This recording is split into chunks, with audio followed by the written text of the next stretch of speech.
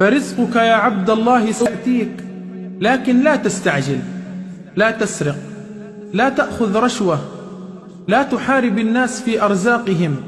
وفي السماء رزقكم وما توعدون، فورب السماء والأرض إنه لحق مثل ما أنكم تنطقون. الله سبحانه وتعالى هو مقسم الأرزاق وموزعها بحكمته البالغة. شيئان نحمد الله سبحانه وتعالى أنهما بيده لا بيد غيره: الآجال والأرزاق، لأن الآجال والأرزاق لو كانت بأيدينا لافترينا وتجبرنا. واعلم يا حبيبي أن الرزق ليس محصورا في المال فقط، وإنما الرزق هو ما تقوم به حياة كل كائن حي ماديا كان أو معنويا. فالصحة رزق، والزوجة الصالحة رزق، وحب الناس لك رزق. أن الله سبحانه وتعالى يبعد عنك المشاكل والهموم هذا رزق. والأخلاق أرزاق، الناس فيها بين غني وفقير. والمال أدنى درجات الرزق، والصحة والعافية أعلى درجات الرزق. فرزقك يا عبد الله والله العظيم سوف يأتيك.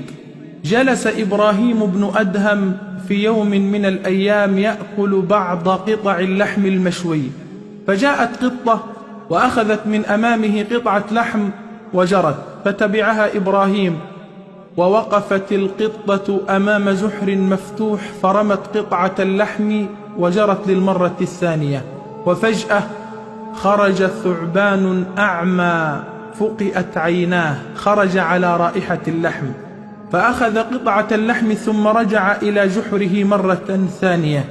فبكى إبراهيم بن أدهم وقال: سبحانك يا من سخرت الأعداء يرزق بعضهم بعضا. ومن أسباب سعة الرزق التوكل على الله مع الأخذ بالأسباب. ومن يتوكل على الله فهو حسبه، والتوكل هو اعتماد القلب على الله. فإياك يا عبد الله أن تعتمد على نفسك، إياك أن تقول أنا أفعل الذي علي والباقي على الله. المسألة ليست مناصفة بينك وبين الله، بل قل أنا أفعل الذي علي والأمر كله بيد الله. يقول النبي صلى الله عليه وسلم: لو أنكم تتوكلون على الله حق توكله لرزقكم كما يرزق الطير، تغدو خماصا وتروح بطانا. وسئل حاتم الأصم: بما حققت التوكل على الله؟ قال: ب4 أشياء: علمت بأن رزقي لا يأخذه غيري فاطمأن قلبي، وعلمت بأن عملي لا يتقنه غيري فاشتغلت به، وعلمت بأن الموت ينتظرني فأعددت الزاد للقاء الله، وعلمت بأن الله مطلع علي فاستحييت أن يراني على معصيته.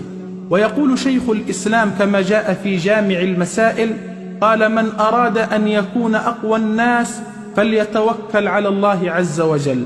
ومن أسباب سعة الرزق التقوى: ومن يتق الله يجعل له مخرجا ويرزقه من حيث لا يحتسب.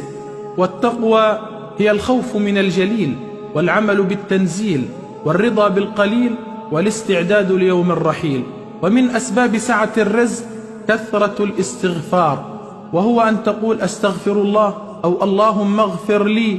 فإن استطعت أن تستغفر في اليوم 100 مرة أو 1000 مرة فافعل.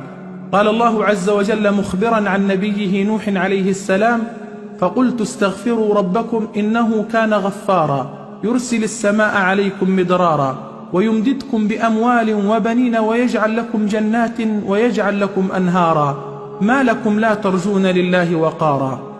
ونصيحتي لكم يا إخوة: اهتموا بالتجارة والعمل، فالتاجر الصادق الأمين يحشر يوم القيامة مع النبيين والصديقين والشهداء والصالحين.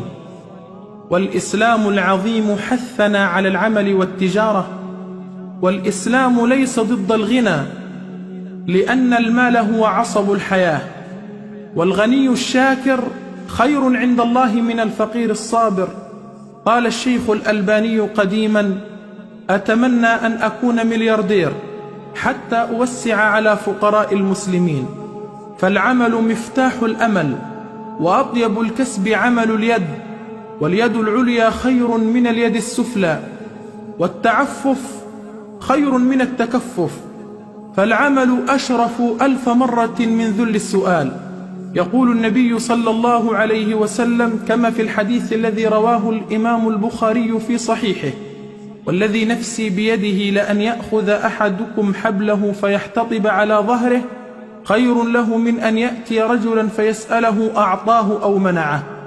والأنبياء عليهم الصلاة والسلام اهتموا بالتجارة والعمل، فقد كان إدريس عليه السلام خياطا، وكان داود عليه السلام حدادا، وكان زكريا عليه السلام نجارا، وموسى عليه السلام رعى الغنم استئجارا، وكان نبينا صلى الله عليه وسلم يرعى الغنم على قراريط لأهل مكة. وما أكل أحد طعاما خيرا من أن يأكل من عمل يده، فالعمل شرف، والبطالة تلف، وسف التراب أهون من الوقوف على الأبواب.